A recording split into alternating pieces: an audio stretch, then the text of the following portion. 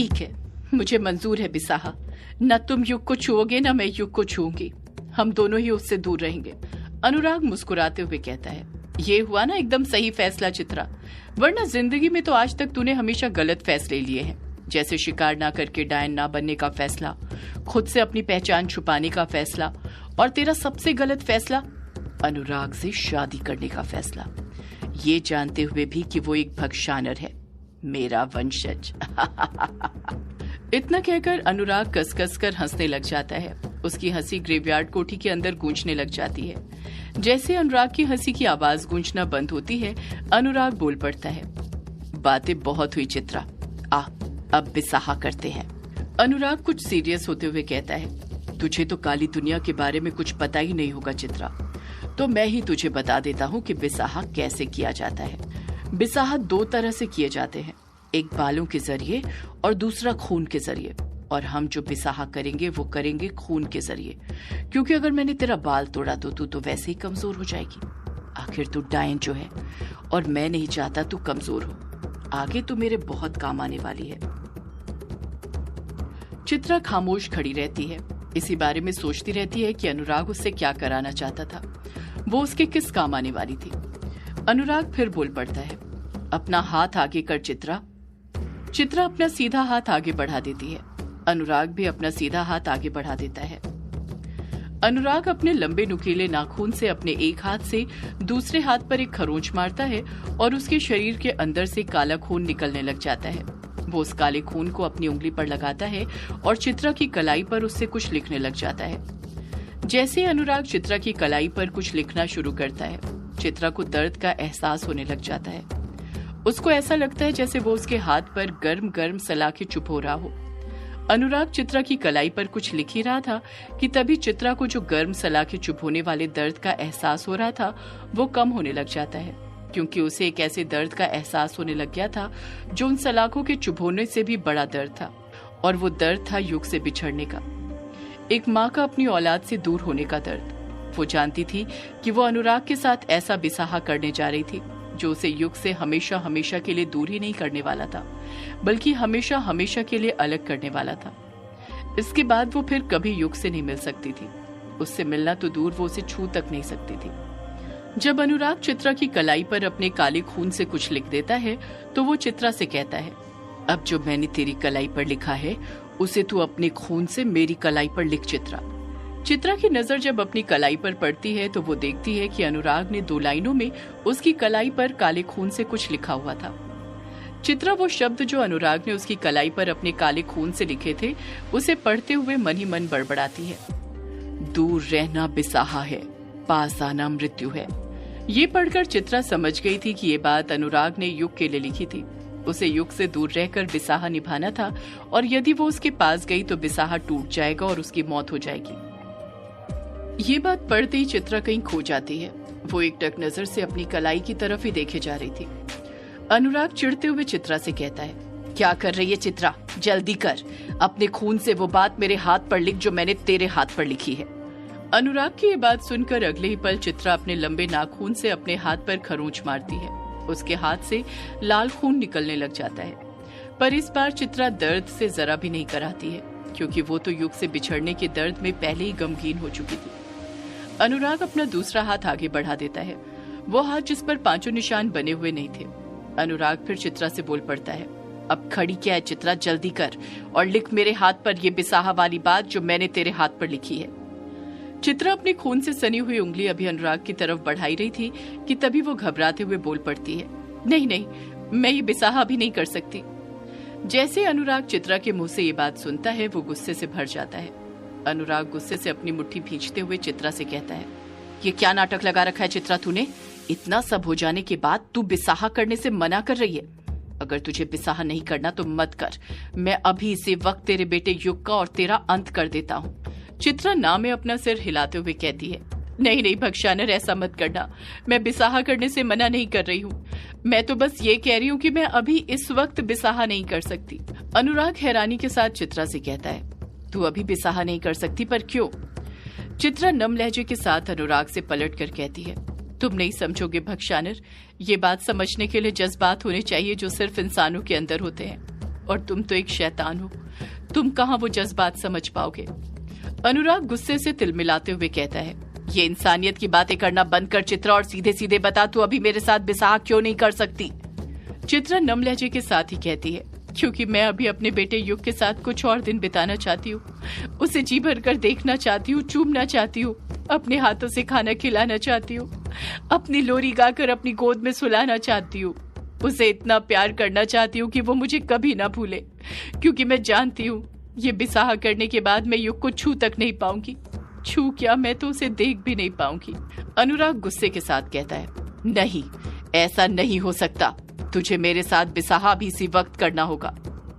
चित्रा अपने दोनों हाथ जोड़ते हुए कहती है, प्लीज भक्षानर, मुझे बस कुछ दिन की मोहलत दे दो अपने बेटे के साथ वक्त बिताने के लिए, उसके बाद मैं तुम्हारे साथ बिसाह कर लूंगी, ये वादा है मेरा। एक माँ का दर्द समझो भक्षानर। अनुराग नाम में अपना सिर हिलाते हुए कहता है, नहीं चित्रा, अब ऐसा नहीं हो सकता। अगर तुझे मोहलत ही चाहिए थी तो तुझे पहले बोलना चाहिए था। अब बिसाह की विधि शुरू हो चुकी है, मैं तेरे हाथ पर वो बिसाह लिख चुका हूँ, अब उसे आज के आज पूरा करना होगा। चित्रा रोते रहती है, उसके पास रोने के अलावा अब कोई चारा नहीं था। बिसाह करने से पहले ही उसे उस बिसाह का दर्द सहना पड़ रहा था।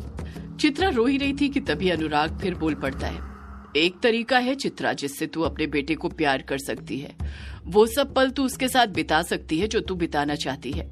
चित्रा हड़बड़ाहट के साथ बोल पड़ती है, क्या तरीका है भक्षानर, अपने बेटे के साथ वक्त बिताने के लिए मैं कुछ भी करने के लिए तैयार हूँ।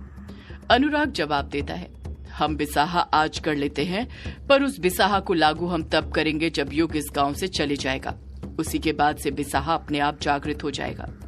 चित्रा को बिल्कुल नहीं लगा था कि भक्षानर चित्रा को युग के साथ वक्त बिताने की मोहलत देगा। एक पल अनुराग की आवाज सुनकर चित्रा को तो ये लगने लग गया था कि जैसे उसके अंदर अभी भी अनुराग पनाह लिए हुए हो, अनुराग का अंश अभी भी उसके शरीर में हो। चित्रा झट से बोल पड़ती है, हाँ ठीक है, पर फिर मेरी भी एक शर्त है, हीरा तो तुझे आज ही मिल जाएगा, पर उस हीरे की शक्तियां तुझे तब मिलेगी जब बिसाह लागू होगा। अनुराग अगले ही पल चित्रा की बात में हामी भरते हुए कहता है, मुझे मंजूर है चित्रा। अनुराग चित्रा को अपनी कलाई की तरफ इशारा करते हुए कहता है, अब देर मत कर, लिख जल्दी बिसाह मेरी कलाई पर। अनुराग की बातों से ऐसा लग रहा था जैसे उसे बहुत जल्दी थी वो बिसाह करने की, जैसे बिसाह करने के बाद वो अपनी अगली चाल चलने वाला हो, उसी का वो इंतजार कर रहा हो। अगले ही पल चित्रा अनुराग की कलाई पर वही बात लिखने लग जाती है जो अनुराग ने चित्रा की कलाई पर अपने काले खून से लिखी थी। चित्रा रोते हुए अनुराग की कलाई पर लिखते हुए कहती है, दूर रहना बिसाह है, पास आना मृत्यु है। अनुराग और चित्रा दोनों एक दूसरे का वो हाथ पकड़ लेते हैं जिस पर उन्होंने बिसाह लिखा था। अनुराग चित्रा की आंखों में देखते हुए कहता है, अब जो मैं बोलते जा रहा हूँ वो दोहराते जा चित्रा। चित्रा कहती कुछ नहीं, बस धीरे से हाँ में अपना सिर हिला देती है। अनुराग कहता है, हम दोनों बिसाह करते हैं कि हम दोनों में से कोई भी न युग के पास जाएगा न उससे मिलेगा, यहाँ तक कि उससे बात तक नहीं करेगा, और ये बिसाह युग के बंगला मुड़ा गांव छोड़ने के बाद शुरू हो जाएगा। अनुराग के चुप होते ही चित्रा अनुराग की इस बात को दोहरा देती है। अनुराग बिसाह को मजबूत करने के लिए मंत्र पढ़ते हुए कहता है, कर्षण्य नमः काल को बिसाह कर्षित दध्वम। अनुराग के पीछे पीछे चित्रा भी मंत्र का जाप करने लग जाती है। चित्रा और अनुराग दोनों के मंत्र के जाप से ग्रेवयार्ड कोठी गूंजने लग गई थी। दोनों बार बार इस मंत्र का जाप कर ही रहे थे कि देखते ही देखते अनुराग का वो हाथ जिस पर बिसाह लिखा हुआ था वो पीली रोशनी में चमकने लग जाता है। चित्रा का भी बिसाह वाला हाथ हरी रोशनी में चमकने लग जाता है। अगले ही पल अनुराग के हाथ से एक पीली रोशनी निकलती है जो चित्रा के बिसाह वाले हाथ के अंदर घुस जाती है, और एक हरी रोशनी चित्रा के हाथ से निकलती है जो अनुराग के बिसाह वाले हाथ के अंदर घुस जाती है। उसी वक्त एक तेज रोशनी होती है, इतनी तेज कि अनुराग और चित्रा दोनों ही मंत्र का जाप करना बंद कर देते हैं। कुछ देर बाद रोशनी की चमक कम होती है तो अनुराग और चित्रा दोनों की कलाई पर जो बिसाह दोनों ने अपने अपने खून से एक दूसरे की कलाई पर लिखा था वो वहां से गायब हो जाता है। उनकी कलाई देखकर ऐसा लग ही नहीं रहा था कि वहां पर कुछ लिखा गया था। अनुराग चित्रा से कहता है, ले हो गया बिसाह, ये बिसाह हमेशा हमारी कलाई पर रहेगा पर दिखेगा नहीं, ठीक उसी तरह जिस तरह हमारी आत्मा तो हमारे शरीर के अंदर होती है पर कभी दिखती नहीं। ये बिसाह हमेशा हमारे अंदर समाये रहेगा, और जब भी हम दोनों में से कोई भी युग के पास जाएगा हमारे शरीर को आघात करेगा हमारी मौत आने तक। चित्रा चुप ही खड़ी रहती है। अनुराग कहता है, अब बिसाह हो चुका है चित्रा, ला, अब वो हरा हीरा मुझे दे दे। चित्रा अभी भी संकोच में ही रहती है कि वो हीरा दे या ना दे, पर जब उसे याद आता है कि अनुराग ने उसे मोहलत दी है कुछ दिन युग के साथ वक्त बिताने की, तो वो अगले ही पल अनुराग के हाथ में वो हीरा थमा देती है, ये सोचकर कि अनुराग वादे का पक्का था, वो अपनी बात से नहीं पलटने वाला था। चित्रा से हीरा मिलते ही अनुराग भी अपनी शक्तियों से युग का वो बेड जो ग्रेवयार्ड कोठी की छत पर लटक रहा था उसे नीचे ला देता है। जैसे युग का बेड नीचे जमीन पर आता है, चित्रा भागते हुए युग के पास जाती है और उससे लिपट कर रोने लग जाती है। युग गहरी नींद में सोया रहता है और चित्रा उससे लिपट कर रोती रहती है। चित्रा युग से लिपट कर रो ही रही थी कि तभी अनुराग फिर से डरावनी हंसी के साथ हंसने लग जाता है।